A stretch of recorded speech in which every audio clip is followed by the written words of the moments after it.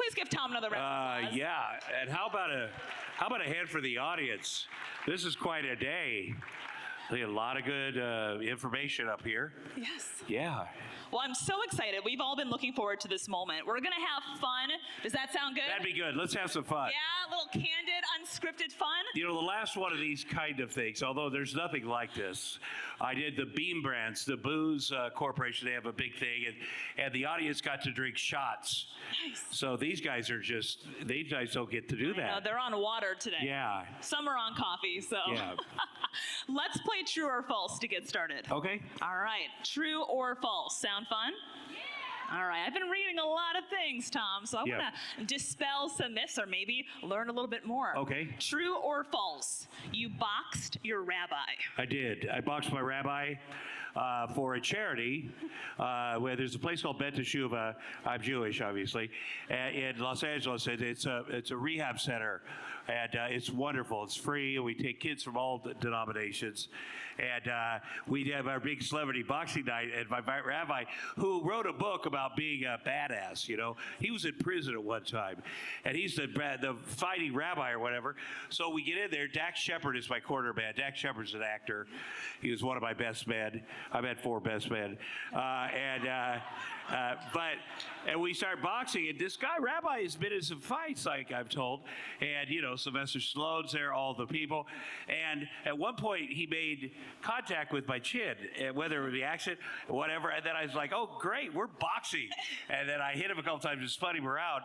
And then all of a sudden, I see a towel come in from Dax Shepard. And I go, why are you doing that? He goes, well, no, we have to quit. I go, no. He goes, no, you weren't supposed to hit him that hard. But, you know, stuff happened. We raised a lot of money. We raised $250,000 for the place. Yeah. But he said, he always told me that he'd been in a lot of fights. He's from Cleveland. I was like, okay, good. It's going to be fun. We'll box. And but it's the kids that were in the audience that were staying in the rehab at the time still come up to me all the time and say, that was the greatest moment when you punched the rabbi. You know, I don't recommend it, but you know, when you're boxing, what are you going to do, man? Right. Well, you guys hear it here on Secret Knock first, right? Okay, so you mentioned your rabbi had gone to prison. Yeah. So true or false? You've been arrested 7 times. I have been arrested 7 times. I've been arrested for public nudity at an old folks' home. Streaking. I just want to say, nothing weird. We're streaked. I'm from Ottumwa, Iowa, and, you know, it's a quiet town. I was working at a meatpacking plant where I worked after high school for 3 years to save money for college on the kill floor there. And but I was working nights at that time and going to community college, which really changed my life, you know. And I wanted to have the college experience because all my buddies had gone up to the University of Iowa already, and we had a community college party which ended at about 7 p.m. because the average age of the students is 70 there. And so I said, we got to do something. We got to go streaking. And streaking was popular nationwide in like 1969. It got to Iowa in 1980, and so we streaked through the diner, and me and my 2 friends, and there was nobody there. So I was like, that doesn't even count. I know where there'll be people up at the Jefferson Square manor there. We'll just go run, not the old folks because they're asleep, I assume, but we'll do it for the nurses because they're our buddies because they'll think it's hilarious. And it turns out they did not think it was hilarious. And the police were waiting when we came out and got taken to jail naked. And but I have to say, my dad was the nicest guy. He was very respected in our town, very sweet guy. I was raised by a single father, nicest guy, and so he had to bail me out, and he bailed me out before. But you know, he said, Tommy, he came down to the jail. He said, Tommy, you know, Sheriff Urban said you and Mike and Mo ran naked through the old folks' home, and I know you done some crazy stuff, but that's depraved behavior, son. And I said, Dad, that's bullshit. We did not do that. And he's like, I didn't think you'd do that, Tommy. And I go, okay, give me my underwear because I'm still naked. And so, but we never spoke about it again. He could not get his head around that his oldest kid would do something that stupid. But it also got me fired from the meatpacking plant because if you get arrested for public nudity in a small town, it will be in the paper. And if you'd called in sick to work, your boss down there will see it. And so I lost my job, but it opened up a million other opportunities for me because I probably would have stayed stayed there for 50 years, like my grandpa.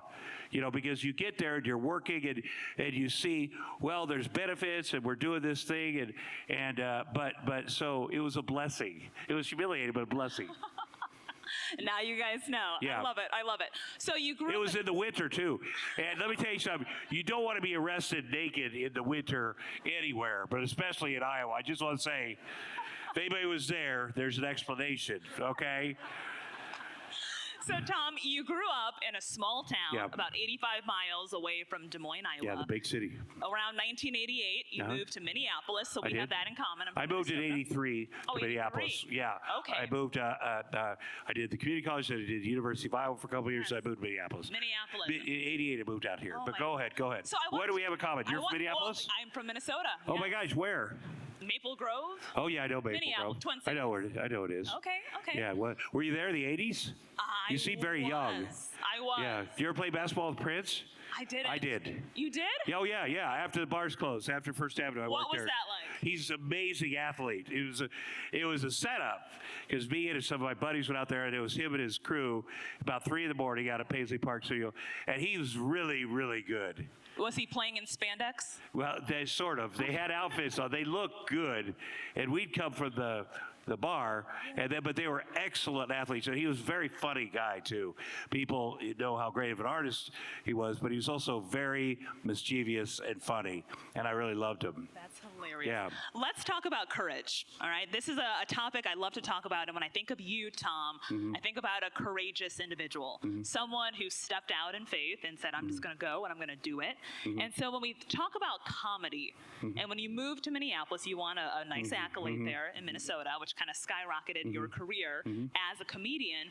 What was it like the very first time you got on a stage and you looked out and you saw a sea of strangers, if you will, looking back at you, and you had to perform? What was that like? Well, I was so dumb, I thought it was awesome.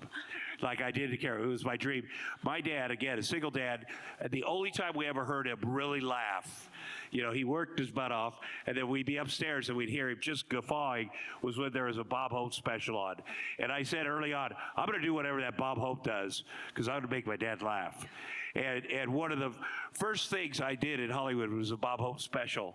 And I was in spandex because I was Robin Hood or something.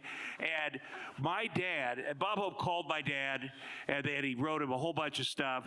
And I got to know Bob Hope, eventually did the USO stuff because he was, But my dad got to see in the same living room, probably on the same TV, his son and Bob Hope, where he used to see Bob Hope. And that's the magic of what I've been allowed to do.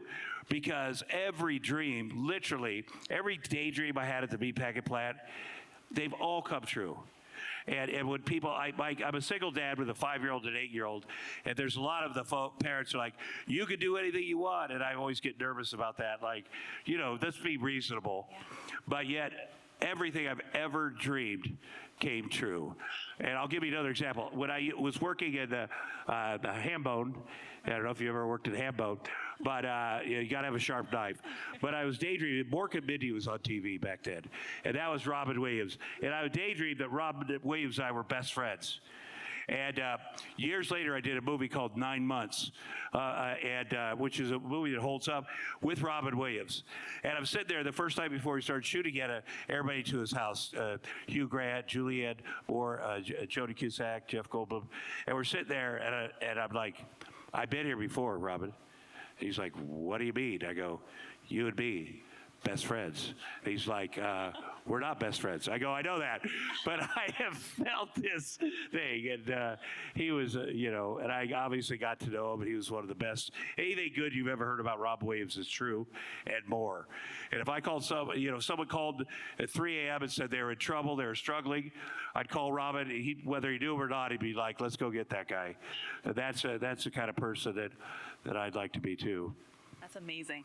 What do you credit for your success? I know you said you would dream it into reality, but what was the thing, right? We often talk, Greg was talking earlier today about the law of attraction, and really it's the law of taking action, right? There has to be action. It is. You have to be vision. crazy. He's right. Greg, I got to get that sport coat he had on, by the way. Maybe a larger size, but But yeah, it is. You got to just go for it. You got to, whatever it is, if it's comedy, you got to say, it's going to suck here and there. I'm going to be doing these kind of things for $15 or whatever, getting sleeping on people's couches, but you got to love it. Because you go, you have to have blind faith in yourself. And I think that's a big part of, to me, and I have to say this too. When I was in my hometown and I started, on year 3 at the meatpacking plant, people are going, really, nobody was a comedian. Nobody was on TV. I wanted to be on TV once so the people in Ottumwa, Iowa would like me. It turns out you can be on TV a million times and there's still some that won't. But I remember one night I was about to give it up. I was thinking, well, I get why people are working here. It is solid. And I went to our disco. We just got to disco. This is, I forget what year, 81 or something. And disco just got, by the way, my parents ruined it because they went there. And they were doing their freaking line dancing with their buddies. And we're like, hell no, it's over. But I came outside the disco and I saw Andy Kaufman standing there. Andy Kaufman was a great comedian, and he was on a show called Taxi, and he was brilliant. And I was like, because I couldn't imagine how to get from Ottumwa, Iowa to Hollywood. Like, I started thinking, it's just impossible. But then when I saw Andy Kaufman standing there, and he was visiting the Maharishi International University, which is 20 miles up the road, I was like, oh my God, he is here. He got from Hollywood to Ottumwa, Iowa, so it is possible. And so I talked to him, and there was a women's wrestling event at our Coliseum there. We had a lot of women's wrestling events. And he went to it, and he paid the women to stay later because he was wrestling women at the time, and wrestled with him, and then took everybody in the crowd to Happy Joe's Pizza. And I was like, I want to be so successful that I could take everybody to Happy Joe's Pizza. So it just showed me that it is possible. Wow. Mm-hmm. Who is the one person in your life? Yeah. Thank you. Thank you. Who's the one? Have you ever had Happy Joe's Pizza, by the way? I haven't. Their taco pizza is outrageously good. Wow. What if you're ever in toppings? Davenport or Ottumwa, I'll buy it for you. Okay, deal. Yeah, How do I make that happen? Yeah, we'll make it happen. Who's the one person in your life, Tom, that you credit for your success? Well, Roseanne, I met Roseanne when I was 23. We lived back in the Midwest, and she was a comic out of Denver and wasn't famous yet. But first night we worked together, the club owner said, you two are going to hit it off, and I want you to work together. And the first night, I just realized she was such a great comedian. I had not seen a comic, a woman, anybody like that. And I'll tell you, this is the gift. Because men, we know we're good looking. But if a woman thinks we're funny, oh, hell yeah. And she thought I was funny, and we hit it off. And up to that point, I just wanted to be a stand-up comedian. But then at a certain point, she said, will you write some jokes for me? And I was like, oh, yeah, I'll do that. I'll be a writer. And then I'd see her do the jokes on Johnny Carson. And I was like, oh, that is, that's amazing. And then when it came, she asked me to come out and write her TV show because I knew her character. And, and it was funny because I brought my fiance from Minneapolis when I came out in 1988 to write Roseanne. I didn't know she liked me. And I guess on my going away shows, Roseanne came back to perform, and it's where you make some money before you move. And my ex fiance was a hairdresser, and she was doing Roseanne's hair. And Roseanne said, "Hey, what's he like in bed?" And all I know is this: when Roseanne came up on the stage, she had like the Bride of Frankenstein hair because my fiance, But again. But that was very influential. I mean, Arnold Schwarzenegger has been incredibly influential in my life in stressing the importance of service. And we're very close. We did a movie called True Lies, but we're very close friends. And there is a guy, let me tell you about, this guy gets up every day and acts as if he's running for office. And he's not, and he goes for it. We give out 10,000 Christmas gifts every year down in South Central. We do all these things, and then he's going somewhere else afterwards. It's exhausting, but I love him. He's every dream he's ever had has come true. It's crazy. I picture him in 1968 coming to this country with a stinky tank top and short shorts, I imagine, just at 25 cents, and everything he's ever dreamed has come true. He's a great, great inspiration. I love that you bring up the topic of service, because I know service to others is a very important principle to you as well. Tell everyone what you do for your community back home in Iowa. Well, for one thing, I'm sober, and I'm in recovery, and we've got to be, as you know, that's what we do with each other, and it's an amazing thing. You know, I have scholarships at my old community college. I've given out probably 50 full rides back there, which is, and you know, I have a heart camp here up in Catalina, and we have a lot of kids from this area, and it's the biggest heart camp in America for kids with heart defects and heart disease, and I've been doing that 20 years, and that is the most satisfying thing I've ever done in my life besides being a father, and it's such good karma, I think, for everybody that's involved. And I have to ask people for money a lot for the camp, but I know that I'm allowing them into something that is so incredible. And it's also saved my life, because I didn't know I had heart disease until I started working with those kids. And one day a pediatric cardiologist is like, you should have your heart tested. And I would go, my heart's fine. It's very fast and loud. I can't even hear sounds like someone's beating on the cabin right now. So they say, come down to the UCLA, and I go down there, and they're like, you need some stents today. And I was like, heck yeah. But yeah, what is that? But I'm very blessed, and you know, I think I get so much out of being of service to my fellows, and it's very selfish, because I always feel good about myself, and I'm going to tell you, it's hard to some days, and I don't know if people can relate to that, but it's hard to, but when you get outside of yourself and focus on something like that, you know, it's the best. When you're going through that storm, Tom, when you wake up and you're like, gosh, things are not going right, I don't feel good, I'm not happy, I don't know why I'm not happy. A lot of people don't realize why. They're struggling, they're suffering. There was actually a Gallup poll that came out recently and said 93% of people right now in the world are disengaged. They're not happy, and they're complacent. They're just going through the motions. So for someone who has gone through that, who's found themselves in this storm, if you will, what advice do you have to get over that? Well, every day I do a gratitude list, because I do have bad days, and I do get, you know, anxious, and you know, and I got it. Listen, I'm alive today. We're all alive today.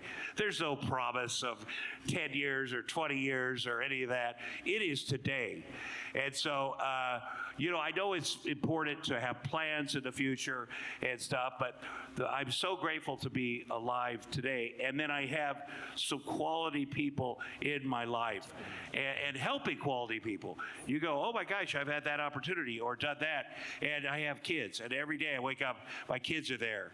And sometimes it catches my breath, because they're 8 and 5, and I'm like, oh my gosh, I am so lucky. This really was my dream. My dream was to be a father. That really was my dream. And I need to work a lot, because I have 4 ex-wives. But, and by the way, here's a tip. Don't be offended by prenuptial agreements. Don't think you're going to offend. Just get those signed up, okay? There's nothing wrong with that.